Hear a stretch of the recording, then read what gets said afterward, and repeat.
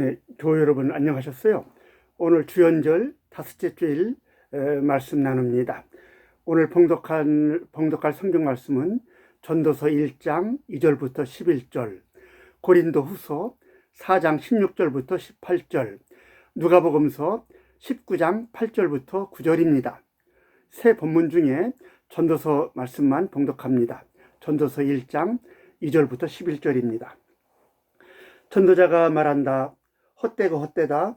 헛되고 헛되다. 모든 것이 헛되다. 사람이 세상에서 아무리 수고한들 무슨 보람이 있는가. 한 세대가 가고 또 한 세대가 오지만 세상은 언제나 그대로다. 해는 여전히 뜨고 또 여전히 져서 제자리로 돌아가며 거기에서 다시 떠오른다. 바람은 남쪽으로 불다가 북쪽으로 돌이키며 이리 돌고 저리 돌다가 불던 곳으로 돌아간다. 모든 강물이 바다로 흘러가도 바다는 넘치지 않는다. 강물은 나온 곳으로 되돌아가 거기에서 다시 흘러내린다. 만물이 다 지쳐 있음을 사람이 말로 다 나타낼 수 없다. 눈은 보아도 만족하지 않으며 귀는 들어도 차지 않는다. 이미 있던 것이 훗날에 다시 있을 것이며 이미 일어났던 일이 훗날에 다시 일어날 것이다. 이 세상에 새 것이란 없다. 보아라, 이것이 바로 새 것이다 하고 말할 수 있는 것이 있는가? 그것은 이미 오래전부터 있던 것, 우리보다 앞서 있던 것이다. 지나간 세대는 잊혀지고 앞으로 올 세대도 그 다음 세대가 기억해 주지 않을 것이다. 엊그제 설날을 맞았습니다. 이렇게 얼굴을 마주보고 우리 어르신들께 세배도 드려야 되지만은 상황이 그러질 못해서 말로 새해 인사드립니다. 새해 복 많이 받으시고 올 한해 건강하시기 바랍니다. 코로나 팬데믹 상황으로 가족들이 아마 다 모이지 못해서 좀 쓸쓸한 설을 보내시지 않았을까 생각합니다. 아무튼 우리 교회의 깊은 마음속에는 달력으로 1월 1일이 아니라 이렇게 설날을 맞아야 새해가 된 느낌입니다. 그러나 이 설날 희망차게 새로운 한 해를 여는 때에 전도자가 이렇게 말하고 있어요. 헛되고 헛되고 헛되다. 한 세대가 가고 또 한 세대가 오지만은 세상은 언제나 그대로다. 보아라, 이것이 새 것이다 하고 말할 수 있는 것이 있는가. 이 새 벽두부터 뭔가 새 결심을 가지고 한 해를 시작하려고 하는데 전도자가 초를 치는 그런 말을 하고 있습니다. 전도자는 진정한 의미에서 허무주의의 원조입니다. 저 힌두 종교처럼 관념적으로 시간은 돌고 돌고 생명도 돌고 돌고 우주도 생멸을 반복하니 새 것이 없다 하는 그런 것하고는 다릅니다. 온갖 학문에도 통달하고 권세와 부귀도 얻고 향락도 누려보고 소위 해볼 것 다 해보고 누릴 것은 누려보면서 실제 삶의 현실을 관찰하고 내린 결론이기 때문입니다. 통념이라고 하는 게 있죠. 이 통념이 우리의 현실의 삶을 지배합니다. 욥기도 보면 욥의 친구들의 주장처럼 통념대로 세상이 되어가는 것이 아니라 그렇지 않다고 하는 것, 욥과 치열한 논쟁이 나오죠. 통념이라고 이런 거예요. 욥의 친구들의 통념은 땀 흘려 정직하게 일하면 부자가 되고 놀고 먹으면 가난해진다. 선한 일을 하고 주님의 계명을 잘 지키면 복받고 주님을 멀리하고 악행을 저지르면 벌을 받는다. 이게 통념이죠. 그러나 욥이 찬찬히 관찰해 보니까 그건 아닌 것 같아요. 아주 성실하게 사는 사람도 찢어지게 가난하고 고난받고 악독하게 사는 사람도 어떤 때는 출세하고 잘 살고 이게 정말 하나님이 공정한지 하나님이 있기나 있는지 욥이 의심이 된다 이 말이에요. 전도자도 마찬가지예요. 새해가 되었으니 새로운 삶이 전개될 것이다. 우리 이렇게 생각하잖아요. 이게 통념이잖아요.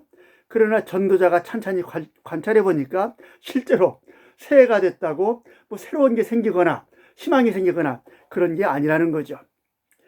통념과는 세상이 지가 거꾸로 돌아갑니다. 죽어라고 일한 사람은 늘 천세집 신세입니다.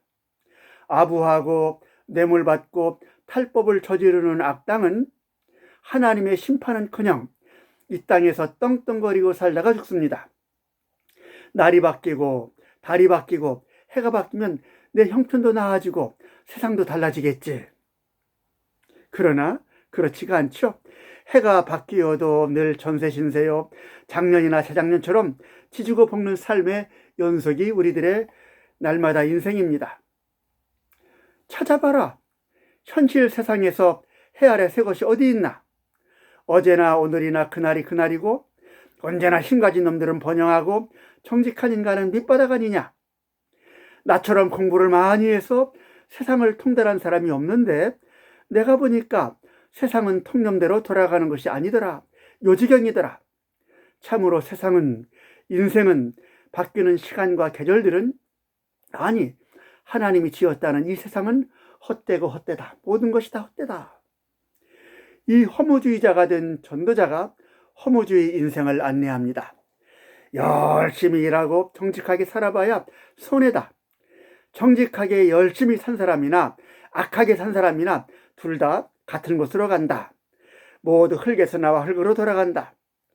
사람의 영은 죽으면 하늘로 가고 짐승의 영은 땅 아래로 간다고 하지만은 그걸 어찌하느냐? 그러니 그렇게 살려고 애쓰지 말라. 짧은 인생이다. 그저 하루하루 즐겨라. 노세 젊어서 노세다. 늙으면 노는 것도 못한다. 그러니 젊을 때 즐겨라. 이 전도자의 버금가는 허무주의자 시인이 있어요. 11세기의 페르시아 시인 오마르 하이암입니다. 이 오마르 하이암은 20세기 현대 시인들에게 아주 큰 감동을 준 시인인데 그의 시집 루바이아트는 소리내어 읽으면 읽을수록 여운이 진하게 남습니다. 루바이라고 하는 것은 사행시를 말합니다. 그 당시 페르시아 사람들은 벗들이 어울려서 루바이, 사행시를 지으며 풍류를 즐겼다고 합니다. 이 루바이의 복수형이 루바이아트라고 해요. 그런데 이 오마르 하이암의 사행시들의 주제가 너무도 전도서와 똑같습니다. 허무의 노래입니다. 한두 구절만 소개해 보지요. 먼저 오마르 하이암은 전도자처럼 덧없는 시간을 노래합니다. 잠시 동안 머물며 덧없이 맛보노니 사막에서 솟아나는 샘물 같은 삶이로다. 보라, 허무에서 태어나 허무로 돌아가는 저 유령 같은 세상. 오, 서둘러 살자. 오마르 하이암도 성실히 살거나 아무렇게나 살거나 다를 바 없는 인생을 노래합니다. 황금싸라기를 아껴 쓴 사람이나 물수듯 바람에 날려보낸 사람이나 황금의 대지로 화신할 수 없는 죽어 묻히면 그 아무도 파보지 않으리. 전도자처럼 그는 천국 지옥도 다만 생각일 뿐 알 수 없다고 노래합니다. 천국이 별것인가? 욕망 충족의 환영이요. 지옥이 별것인가? 어둠 속에 던져진 불붙은 영혼의 그림자일 뿐. 우리 모두 그 어둠에서 나와 다시 거기로 돌아갈 몸. 그래서 오마르 하이암도 그저 사는 동안 인생을 즐기라고 합니다. 와인을 마셔라. 이것은 영원한 생명이며 그대에게 젊음을 주리니 와인과 장미 그리고 취한 친구들의 계절. 지금 이 순간 행복하라. 이 순간이 바로 너의 삶일지어다. 오마르 하이암은 술에 취하지 않으면 허무를 견딜 수가 없어서 노래합니다. 불러라 술 넘치니 내 가슴도 기쁨으로 충만하고 오늘 아침 깨어나니 황량하기만 하네. 기이하다. 하룻밤 사이에 달라진 이 기분이라니. 그래도 성서의 전도자는 허무의 한계, 향락의 한계를 설정합니다. 젊은이여 젊은 때에 젊은 날을 즐겨라. 다만 내가 하는 이 모든 일에 하나님의 심판이 있다는 것은 알아라. 그러나 이것은 허무를 잊기 위해 즐기는 것도 허무이기 때문에 하나님을 생각하며 즐기려 하면서 이 허무의 한계를 설정합니다. 이런 전도자의 충고는 오마르 하이암의 술떡에 빠져서 허무를 잊는 것보다 더 깊고 지독한 허무의 독백이라고 할 수가 있습니다. 이렇게 성서는 지독한 허무주의도 하나님 신앙의 깊은 차원이라고 안내하고 있습니다. 허무 그 자체도 하나님이 내신 삶의 일부다. 하나님이 내신 은총의 세계의 일부다. 바로 이 허무에서부터 너는 흙에서 왔으니 흙으로 돌아갈지어다 하는 창세기의 선언이 우리에게 겸손한 은총으로 다가올 수 있는 것입니다.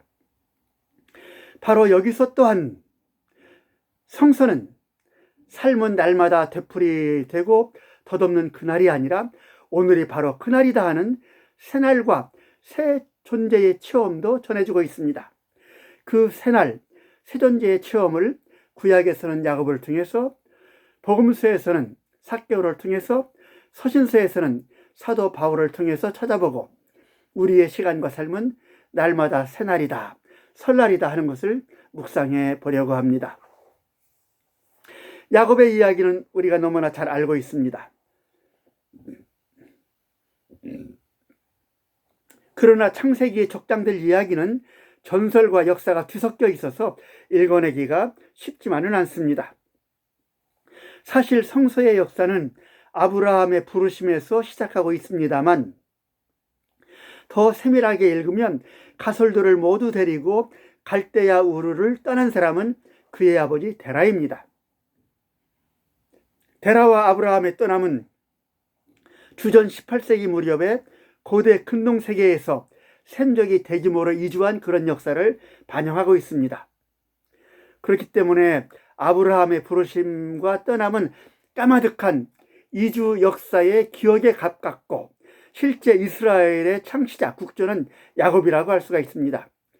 왜냐하면 야곱이 얻은 새 이름이 이스라엘이기 때문입니다. 그리고 이집트에 내려가 정착하고는 훗날 노예가 되어 탈출한 집단은 야곱과 그의 후손들입니다. 가나안으로 탈출하니 히브리 노예들과 가나안의 여러 족속들이 세겜에서 지파동맹을 맺고 이스라엘이 되었을 때 저들은 야곱을 이스라엘의 국조로 삼은 것입니다. 야곱은 태생부터가 속임수로 똘똘 뭉친 그런 사람입니다. 어머니 뱃속에서 쌍둥이로 있다가 태어날 때 먼저 나오려고 했는데 에서에게 힘에 밀렸는지 늦게 나오게 됐어요. 이때 야곱은 지지 않으려고 에서의 발꿈치를 잡고 나왔습니다. 한날 야곱이 사냥 갔다 와서 배고파 어쩔 줄 모르는 때 야곱은 에서에게 야곱이 사냥 갔다 와서 배고파 어쩔 줄 모르는 에서에게 한날 장자권을 넘기라고 하면서 팥죽을 써주었습니다. 그리고 또 더 훗날에는 아버지 이삭을 속이고 장자 에서가 받을 축복을 속임수로 가로챘습니다. 야곱에게 속고 속은 에서는 아버지 이삭에게 울면서 왜 그 녀석 이름이 야곱인지 알겠다. 2번이나 나를 속였다 하고 분노했는데 야곱이라고 하는 이름 뜻이 바로 발 뒤꿈치란 뜻이고 발 뒤꿈치란 뜻은 속이다 하는 그런 뜻이라고 합니다. 야곱은 에서의 분노를 피해서 하란 땅에 있는 삼촌 라반의 집으로 가죠. 그리고 라반의 2딸을 아내로 맞이하고는 삼촌 집에 가축을 치며 살게 됐습니다. 여기서 물론 삼촌에게 억울한 일도 당했지만은 야곱은 그 아들들과 삼촌을 교묘하게 속이고 재산을 모읍니다. 부자가 됩니다. 그러다 다시 삼촌 집에서 도망치는 신세가 돼가지고 고향으로 돌아오게 됐습니다. 그런데 형 에서를 만날 일이 걱정입니다. 여기서도 야곱의 꾀와 속임수는 계속됩니다. 야복나루를 건너기 전에 야곱은 에서가 칼로 칠까봐 두려워서 에서가 한 패를 치면 나머지 한 패라도 도망가야겠다는 계산으로 자기 가족들과 종들과 가축들을 여러 패로 나눕니다. 그리고 그 밤에 야곱은 이 여러 패를 먼저 보낸 뒤에 홀로 야복 강가에 남았습니다. 여차하면 자기만이라도 도망갈 생각이었을 것입니다. 그런데 그 밤에 어떤 이가 나타나서 다짜고짜 야곱에게 씨름을 걸어왔어요. 이 씨름은 동이 틀 때까지 계속됐습니다. 그 낯선 이는 도저히 야곱을 이길 수가 없다는 것을 알고 그의 환도표를 쳤고 야곱은 거꾸로 졌습니다. 그 낯선 이가 날이 새니 놓아달라고 하자 야곱은 자기를 축복해주지 않으면 놓아줄 수 없다고 떼쓰면서 끝까지 붙들고 늘어졌습니다. 그가 야곱에게 물었습니다. 내 이름이 무엇이냐? 야곱입니다. 그러자 그가 말합니다. 내가 하나님과도 겨루어 이겼고 사람과도 겨루어 이겼으니 이제 내 이름은 이스라엘이다 하면서 그 자리에서 야곱을 축복했습니다. 아브라함이니 이삭이니 야곱이니 하는 족장들의 이름은 개인 이름이 아닙니다. 한 공동체 부족 집단의 명칭이기도 합니다. 성서는 이 족장들이 아주 부유하게 된 것처럼 그렇게 그려놓았지만은 그들은 히브리예요. 히브리는 고대 근동세계에서 뿌리가 뽑혀서 여기저기 떠돌며 사는 그런 집단들을 말합니다. 노예들, 비적대들, 하층민들 이런 사람들을 통칭하는 이름이 히브리예요. 그러니까 이들이 사실 부자는 아니죠. 아브라함과 이삭은 가는 곳마다 여러 차례 아내를 빼앗겼습니다. 우물을 파면 강탈당했습니다. 이런 현실에서 야곱 또는 야곱 족속이 살아가는 길은 힘으로는 안 돼요. 꾀를 부리는 거예요. 속임수뿐이에요. 이 속임수로 목숨도 부지하고 끈질기게 살아남아야 합니다. 야곱의 이야기는 그렇기 때문에 한 사기꾼의 이야기가 아니라 가는 곳마다 죽음이 토사린 세계에서 살아남았을 뿐 아니라 부족을 지켜내고 먼 훗날 이스라엘을 탄생시킨 위대한 한 국조의 이야기라고 생각할 수가 있습니다.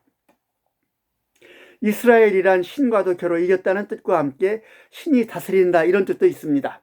하나님이 우리를 다스린다. 신과도 겨루 자신과 부족을 지키고 번성케 한 그런 지독한 작업입니다. 그렇기 때문에 그가 국조가 되었고 그 후손은 하나님의 다스림을 받는 특별한 민족이 된 것이죠. 야곱이 쩔뚝이면서 그곳 이름을 분이엘이라 불렀습니다. 분이엘이란 하나님의 얼굴이라고 하는 뜻인데 야곱은 하나님의 얼굴을 보고도 살았습니다. 그가 분이엘을 지나갈 때 해가 솟아서 그를 비추었습니다. 이것은 새날 새 역사가 동텄다는 표현입니다. 어쩔 수 없이 속임수로 한평생을 살았던 야곱. 그러나 오늘 이날 그는 설날을 맞은 것입니다. 삭개오가 여리고의 세리장이라고 하는 것과 여리고라고 하는 곳을 알면 키가 작은 삭개오는 예수님을 간절히 만나기를 원해서 뽕나무로 올라갔고 예수님을 집으로 모셔들어서 구원을 받았기 때문에 누구든지 예수님을 모셔드리면 구원받는다 하는 그런 단순한 그런 해석은 할 수가 없게 될 것입니다. 신약시대의 여리고는 상인들이나 순례객들이 예루살렘으로 가는 관문으로 군사와 교통의 요충지였어요. 헤롯 대왕은 이 여리고에 자신의 겨울 궁전을 짓고 지냈습니다. 그리고 세관을 설치했습니다. 상인들이나 순례객들이 상품이나 재물 또는 채무를 살 돈을 가지고 이 여리고를 오갈 때 이 여리고의 세리들이 물품세며 통과세며 아주 탈탈 거두었습니다. 또한 이들의 물건과 돈을 노리고서 강도떼들이 자주 출몰을 했습니다. 누가복음서의 선한 사마리아 사람 이야기가 바로 그것을 보여주고 있습니다. 그리고 세금을 걷고 강도떼를 감시하기 위해서 군사력을 강화했습니다. 가까운 예루살렘에 로마의 주둔군 사령부가 상주하고 있었어요. 바로 이 군대의 강압을 가지고 별 명목으로 세금을 거두고 이를 이용해서 부를 축적하는 자들이 세리인데 바로 삭개오가 이 여리고의 세리장입니다. 가장 세금을 탈탈 수탈하는데, 그러니 세리가 왜 그 당시 유대 민중들에게 죄인 취급을 받았으면 사실 삭개오가 얼마나 강포한 사람인지 충분히 짐작할 수가 있습니다. 착한 삭개오가 아니에요. 세리장, 아주 그냥 강포한 삭개오입니다. 그런 그가 무슨 마음이 들었는지 여리고를 지나는 예수를 보고자 했고, 죄인이든 세리든 가리지 않고 어울려 식사하는 예수님은 삭개오에게 묻기를 청했습니다. 사람들은 삭개오가 예수님을 이렇게 모신 줄로 아는데 본문을 읽어보면 삭개오가 아니라 예수님이 묻기를 청하신 거예요. 누가복음서에 따르면 묻기를 청하는 예수님을 삭개오는 기쁘게 맞아들였고, 그리고 그 즉시 소유의 절반은 가난한 사람에게 나누어주고 강탈한 것이 있으면 4배로 갚아주겠다고 서약하는 것으로 되어 있습니다. 그러나 상상력을 가지고 읽어보면 동양화의 여백처럼 생략된 부분이 있다고 하는 걸 알 수가 있습니다. 야곱이 야복 강가에서 밤새 천사와 씨름했듯이 강포한 삭개오와 예수님의 처절한 싸움이 생략되어 있는 것입니다. 얼마나 삭개오 집에 머무르셨는지는 몰라요. 그러나 얼마를 머무르셨는지 아무튼 삭개오와 처절한 그런 싸움이 있었던 거, 이게 생략되어 있는 거예요. 다행히 삭개오는 자기 삶이 크게 잘못되었다는 것을 느꼈을 것입니다. 그 때문에 예수님을 만나고 싶어 하는 것입니다. 예수님이 이 삭개오를 어떻게 하셨는지는 모르지만은 그의 집에서 그와 새 인간을 위한 씨름을 했고, 끝내 삭개오는 재산을 가난한 사람에게 나누어주고 강탈한 것을 갚겠다고 하면서 그 악독한 세리장의 삶을 돌이켰습니다. 삭개오가 지난날의 삶을 청산하자 바로 그때 예수께서 선언하십니다. 오늘 구원이 이 집에 이르렀다. 이 사람도 아브라함의 자손이다. 이로써 삭개오는 오늘 그날 곧 새 삶을 시작하는 설날을 맞은 것입니다. 사도 바울의 회심 사건. 바울은 바리새인 중에 바리새인이고 율법에 대한 열정으로 복음을 회방하고 박해하는 데 앞장섰습니다. 그가 한날 다메섹으로 그리스도인들을 박해하러 가던 중에 뜻밖의 체험을 하지요. 하늘에서 빛이 비추고 바울은 놀라 거꾸러지면서 환상 중에 주님의 음성을 듣습니다. 그리고 아나니에게 안수받는 순간에 회칠한 율법으로 두껍게 가려져 있던 눈꺼풀이 벗겨집니다. 그는 일어나서 새 사람이 되었다는 초시인 세례를 받고 음식을 먹고 힘을 얻었습니다. 눈꺼풀이 벗겨져 복음의 새 세계에 눈뜨고 그리스도의 사람이 된 그날, 바로 그날이 바울의 설날이었습니다. 성서는 이처럼 시간과 삶의 허무주의를 넘어 새날, 새 삶을 시작하는 심찬 설날을 오늘 우리에게 정언합니다. 그리고 이 새날을 시작하는 설 아침으로 우리를 초대합니다. 그리고 날마다 설날, 새날이라고 하는 것을 그리스도교 역사와 하나님의 은총의 신비로운 세계는 전해주고 있습니다. 우리 그리스도교 역사에서 9월 1일은 설날이었어요. 옛날 우리 그리스도교가 콘스탄티노플로 이렇게 교회를 옮겼을 때 비잔틴 제국에서는 9월 1일을 새해 첫날로 지킬 때가 있었습니다. 이 전통이 지금도 남아서 서구에서는 9월에 새 학기를 시작하지요. 교회 절기로는 예수께서 태어나 온 세계가 소망 가운데 살게 된 성탄절이 설날이며, 또 예수께서 무덤문을 나오신 부활절이 또 설날입니다. 그리고 매 주일의 성만찬은 주님의 부활을 축하하며 재현하는 날이기 때문에 역시 설날입니다. 그래서 우리 주일날을 새해 첫날이라고, 매주 첫날이라고 하잖아요. 성령 강림절도 설날입니다. 마른 것들이 생기를 얻어 하나님을 노래하며 춤추는 생명으로 일어난 그런 날이기 때문에 그렇습니다.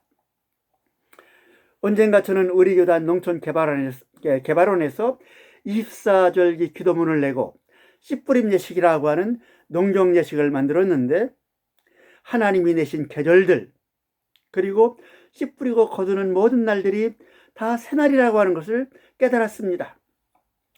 계절마다 새살을 먹는 설인데, 한겨울 웅크렸던 해가 영차 힘을 키워가는 동짓날이 설날이고요.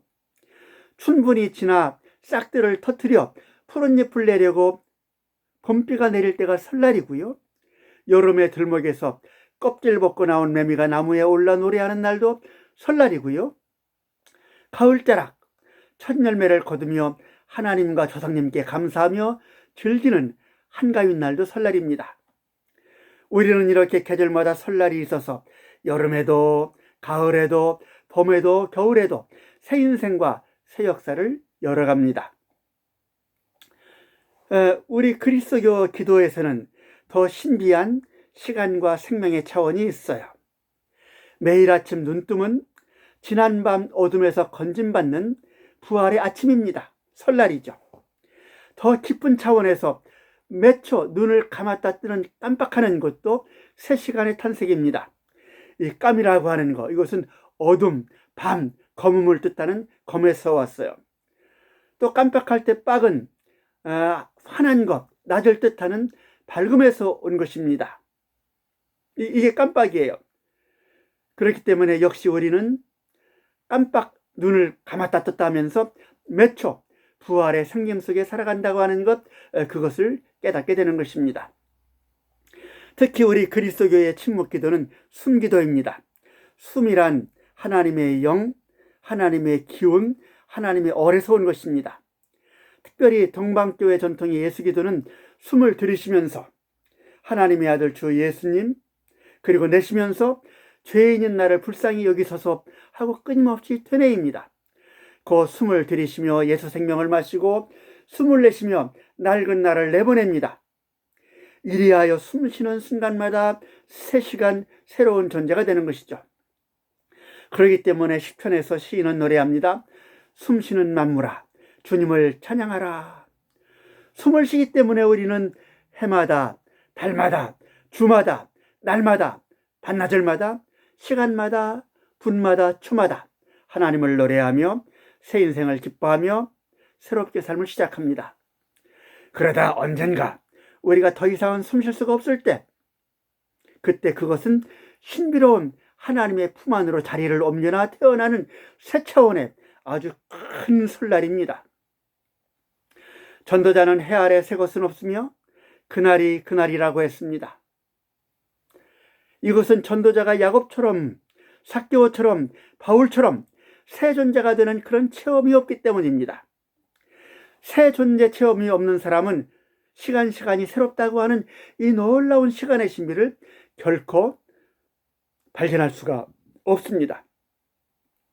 그러나 야곱처럼, 삭개오처럼, 바울처럼 새 존재로 거듭 태어나서 진짜 설을 경험한 사람들은 매계절, 매달, 매시간, 아니 숨 쉬는 순간마다 새로운 시간이라고 하는 것을 경험할 것입니다. 눈에 두꺼운 비닐이 벗겨져 복음을 보게 된 바울은 전도자처럼 허무나 낙심이 아니라 숨 쉬는 순간마다 새 시간이라고 하는 것을 깨닫고 이렇게 말합니다. 그러므로 우리는 낙심하지 않습니다. 우리의 겉사람은 낡아가나 우리의 속사람은 나날이 새로워져 갑니다. 바울은 이 새 시간의 경험을 지금 고난 가운데 있는 이 시간에도 하는 까닭을 이렇게 말합니다. 우리는 보이는 것을 바라보는 것이 아니라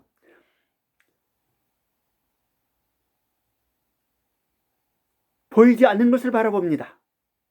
보이는 것은 잠깐이지만은 보이지 않는 것은 영원하기 때문입니다. 전도자가 허무주의에 빠진 것은 분명 그가 눈에 보이는 권세, 부귀, 영화, 지식, 활락 같은 이런 것들만 추구했기 때문입니다. 곧 꼴을 갖춘 것들에게 집착했기 때문입니다. 여러분, 오늘 우리 사회와 우리 한국의 교회들을 생각해 보기 바랍니다. 우리는 이 보이는 것들을 생애 목표로 삼고 쫓아갑니다. 이런 보이는 것이 충족이 안 돼서 우리는 늘 허망하게 생각하고 낙심합니다. 오늘 설을 축하하며 매 순간이 새 삶을 시작하는 새 시간, 설이라고 하는 것을 나누어 보았습니다. 2021년에도, 아니 우리가 사는 동안에는 늘 힘든 때가 있을 거예요. 그러나 바울 사도가 매 시간 새롭게 된다는 것을 경험하게 된 그 이유대로 우리가 보이지 않는 영원한 것을 소망하고 추구할 때 우리는 사는 동안 매일 새로운 시간으로 새로이 태어나는 신비 중의 신비, 은총 속에 은총을 누릴 것입니다. 2021년 아침에 눈 뜰 때마다 설날을 맞이하며 새로운 인생을 힘차게 시작하는 그런 아름다운 은총의 날들이 되기를 주님의 이름으로 기도드립니다. 주 하나님, 기쁜 명절을 맞았지만은 온 가족이 함께 모여 기쁨을 나누지 못한 아쉬움도 있습니다. 그렇지만 주님, 이 특별한 날을 통하여 우리가 시간의 신비를 깨닫습니다. 우리가 눈에 보이는 허망한 것들이 아니라 눈에는 보이지 않지만 하나님의 그 아름다운 것들을 마음에 새기고 그것을 목표로 살아갈 때 우리는 매 시간이 새 시간임을 깨닫습니다. 주 하나님, 저희가 사는 동안 늘 하나님 주신 이 새 삶을 축하하며 기뻐하며 감사 속에 살아갈 수 있도록 인도하여 주시옵소서. 매 시간이 저에게 충실한 시간이 될 수 있도록 올 한 해 함께하여 주시옵소서. 2021년 여전히 코로나19는 회복되지 않고 그동안에 쌓여있던 아픔들이 온전히 여물지는 않겠지만은 그러나 오늘이 새날이라고 하는 것 깨닫고 하루하루 기쁨을 만들며 나눠주는 저희 삶이 될 수 있도록 도와주시고 우리 사개오 작은교회도 새로운 역사를 시작하는 그런 놀라운 원년이 될 수 있도록 인도하여 주시옵소서. 주 하나님, 특별히 우리 교회 어르신들, 몸이 아프신 교우들 새 몸을 허락하여 주셔서 우리 함께 얼굴을 맞대고 예배드리며 서로의 삶을 축하하는 기쁜 날을 맞이할 수 있도록 도와주시옵소서. 예수님의 이름 받들어 간절히 기도드리옵나이다. 아멘. 다시 한번 설날 인사드리고요. 올 한 해 우리 모두 건강하고 주님의 은총 가운데 그렇게 기쁘게 지내는 한 해가 되기를 바랍니다. 이제 얼굴을 맞대고 예배 드릴 날도 멀지 않았다 생각이 듭니다. 저희가 우리 거리두기가 2.5가 아니라 2단계로 약해지고 그리고 또 우리 정부에서 모여도 된다 하는 그날 함께 모여서 기쁘게 얼굴 마주보고 이렇게 예배를 드리도록 하겠습니다. 한 주 평안한 시간 되시기 바랍니다. 고맙습니다.